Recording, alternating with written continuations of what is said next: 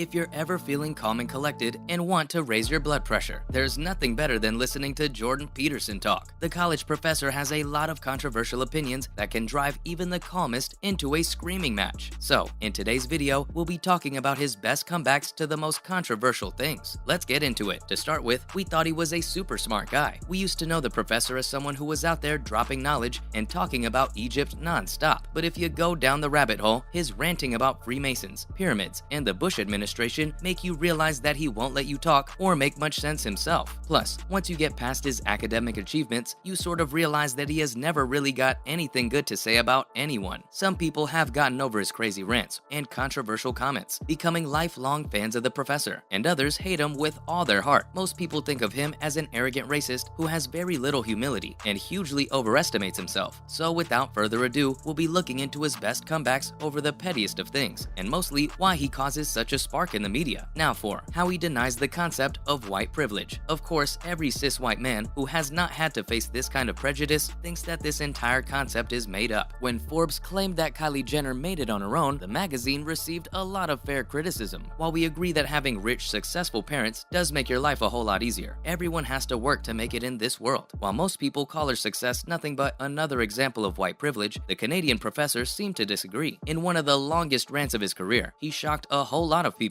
After a long list of postmodern topics like health, money, and age, he finally got to race and ethnicity. He said that the perks that white people get in life aren't because of the color of their skin, but because they're the majority. We guess that's one way to look at it. He even tried to bring the Chinese into it. Because there are so many of them and they're so successful, their culture has changed to fit them. Both the United States and Canada are mostly made up of white people, so their cultures are based on them. Whomever the culture is built for automatically gets special rights, because there would be no point in building it if it didn't give those people some special treatment. He told all his haters to try the theory out for themselves. Coming up, his political rants and snarky comebacks. The academic uses William Buckley and Ben Shapiro as examples of conservative thinkers who have set clear political limits. Both of these men have made it clear that racial supremacy is not a good idea. People on the far right don't agree with conservative ideas, but that line has always been kinda blurry in the States. He thinks that the problem lies in the left's lack of self-awareness. That is, no sign says you've gone too far. The sad truth is that he might be right, that liberalism is killing itself. His comment, which was pretty punny, raised a lot more questions, and he gave the example of the treatment of the Mexicans in America. Candidates for president in 2020 were riding the abolish ICE wave of public opinion, as they should have. People all around the world were horrified by all the human rights violations at the US-Mexico border. But as Peterson puts it, the agency is responsible for much more than just this mistake. It would be stupid to get rid of an entire government department because of one bad thing. He had a pretty flimsy point, and other than that one pun, the rest of the conversation was almost too hard to watch. Let's look at his thoughts on atheism. Well, he thinks this concept doesn't exist either. The author thinks that people who call themselves atheists or agnostics are just fooling themselves. He believes that if you can go around criticizing the Bible in a super strong way, it's obvious that you don't believe in God. He says that things aren't as gray as people have made them. You either believe in God or you don't, but the meaning of faith and belief are so vague that it's almost impossible to figure them out. According to his ideas, we could better understand ourselves if we knew how the struggle for survival has shaped the human mind to deal with chaos and order. With this knowledge, we'd be able to live in an unpredictable world. He said time and time again to religious extremists that even their temporary rejection of God has led to a world full of death and sadness. The philosopher believes that the world can be a truly terrible place, but we're supposed to make the most of the short time we've got here. Peterson has written that our ultimate goal comes from a good God who invites us to spend all of eternity with him. That was a roller coaster. What's more, he had some super awful things to say about gay parents. The Canadian has been known to say that the devil is in the details, and that children who grow up with two parents do better. He feels pretty firmly that the nuclear family is the smallest and most viable human unit that is made up of a father, mother, and child. He has said that same-sex parents often raise their children poorly because they don't have the correct role models. Fathers and their children are supposed to test their limits against each other to find out who they are. He never really gets into what mothers need to do though, by looking at LGBT families in a postmodern way. He usually does all he can to avoid the concept of moral responsibility and other problems. Many kids grow up in homes that aren't stable. Most of the time, it's the father, but sometimes it's the mother who's at fault too. Since it's only about 20 years since homosexuals were generally accepted, it may be hard to look at long-term data on gay families. Where does he get his facts from? His criticism of gay parents brought a lot of backlash, and he replied that a conventional system is what works, and everyone is just kidding themselves. Many people in politics want to eliminate the laws protecting gay marriage, and and the ability of gay couples to adopt children. What this author fails to take into account is that the most important and humanistic part of this discussion is having a loving family, not to mention his anti-feminist rants. He's been known to ask any woman who has the bad luck of meeting him why they've waited so long after their alleged events of harassment to come forward. He doesn't need them to answer though, he seems to have all the answers himself. He thinks that sexual behavior doesn't have to follow any rules. In theory, women have control over their ability to have children right away. What does this mean for women's place in society? At this point, he believes it's almost like they're from a different species. They use their bodies to entrap men, or to satisfy their urges and then go on marches. They talk negatively about the men that they've been with, and accuse them of things that women were okay with before. He took things one step further and asked a protesting feminist where the line is between a sexual offer and harassment. The woman got really angry and refused to talk to him. He and his fans took that as a victory. Sad, isn't it? He likes to rally his supporters by saying that the masculine spirit is under attack. According to his theories, order lies in masculinity, while femininity causes nothing but chaos, a theory that he loves to tell any woman who crosses his path. Following up, he thinks men's urge to murder is natural. During an interview with a female journalist, the professor was asked about his thoughts on a young man named Alec Manassian, who went on a killing spree in Toronto while driving a van. He is accused of first-degree murder for the deaths of 10 individuals and attempted murder for the deaths of 16 more. The murderer claimed allegiance to a group of anti-feminists known as incels. This organization is white male supremacists who've been celibate as more and more women are coming out of the closet. It started with single men and has grown into a male supremacist movement that sees women mostly as things to use and abuse. They're working to push the government to force women to have sexual encounters with men. Of course, the professor had something awful to say about this. He laid the blame on the fact that single men are more likely to act violently, so society should encourage them to get married. He said the murderer was mad at God because women turned him down. To solve this problem, we must force everyone to be a monogamist. He thinks that forcing people to be monogamous is a great idea. Plus, he even went on to say that if this doesn't happen, women will only date powerful men, which will be bad for everyone. The surprised journalist tried to explain why this was not possible, but the academic called her a narrow-minded woman and said that women like her were the reason why society was failing. Finally, women have told him they want to be housewives. This Canadian is well known among the men's rights movement, which is a loose group of activists who think that social progress has made men slaves or fooled them. Some people who support him paid $200 monthly for a 45-minute Skype session to talk about their problems. In one session, he talked about how schools are teaching children that marriage is a way to control the sexuality of women. Allegedly, many nice young women have come up to him and told him that they'd like to stay at home and raise a family, but can't because society won't accept that. He believes that women never say things like that out loud, but that's what they want. The women that don't want this are just lying to themselves. Wow. And with that, that's a wrap on this video. What are your thoughts on Dr. Jordan Peterson's theories and comebacks? Let us know in the comments below. Make sure to give this video a thumbs up and subscribe to the channel for more videos like this. Thanks for watching, and we'll see you next time.